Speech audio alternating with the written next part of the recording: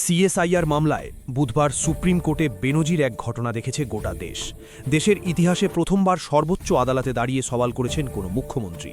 আদালতে দাঁড়িয়ে নিজের করা মামলায় নিজেই সওয়াল করেছেন মমতা বন্দ্যোপাধ্যায়। সোমবার এই মামলার শুনানি ছিল। এদিন সিএসআইআর হবেই, বাধা দেওয়া যাবে না, স্পষ্ট জানিয়ে দিল সুপ্রিম কোর্ট। সিএসআইআর হবেই, এটা সব রাজ্যকে বুঝতে হবে। প্রক্রিয়া সুষ্ঠুভাবে চলার জন্য যা নির্দেশ দেওয়ার দেব। সিএসআইআর মামলায় কড়া পর্যবেক্ষণ সুপ্রিম কোর্টের। সুপ্রিম কোর্টের মমতা বন্দ্যোপাধ্যায়ের করা সিএসআইআর মামলার শুনানি চলে আজ। ৮৫৫৫ জন গ্রুপ বি অফিসারের নাম পাঠানো হয়েছে, জানালেন মুখ্যমন্ত্রীর আইনজীবী। আমরা শুধু সংখ্যা পেয়েছি, কোনো নাম পাইনি, সুপ্রিম কোর্টে জানালো কমিশন। ৭ তারিখ এই নাম পাঠানো হয়েছে, ৪ বা ৫ তারিখও পাঠানো যেতে পারত, মন্তব্য প্রধান বিচারপতির। আপনারা নামের বিস্তারিত তালিকা কেন পাঠাননি, প্রশ্ন প্রধান বিচারপতির।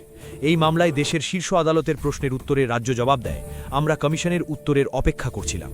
এরপর প্রধান বিচারপতি বলেন, আমরা তথ্য নিয়ে কোনো বিতর্ক চাই না, তাহলে আমাদের মুখ্য সচিবকে হলফনামা দিতে বলতে হবে।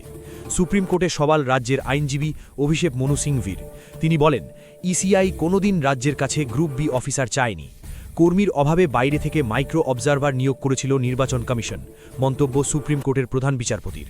আমাদের ৩০০ জন গ্রুপ বি অফিসার প্রয়োজন, আদালতে সওয়াল কমিশনের আইনজীবীর। কিন্তু গ্রুপ বি অফিসার দেওয়া হয়েছিল ৮০ জন, বাকি গ্রুপ সি কর্মী, সওয়াল নির্বাচন কমিশনের আইনজীবীর। আদালতে সওয়াল অভিষেক মনু সিংভির। তিনি বলেন, ২৯৪ জন ইআরও রয়েছেন।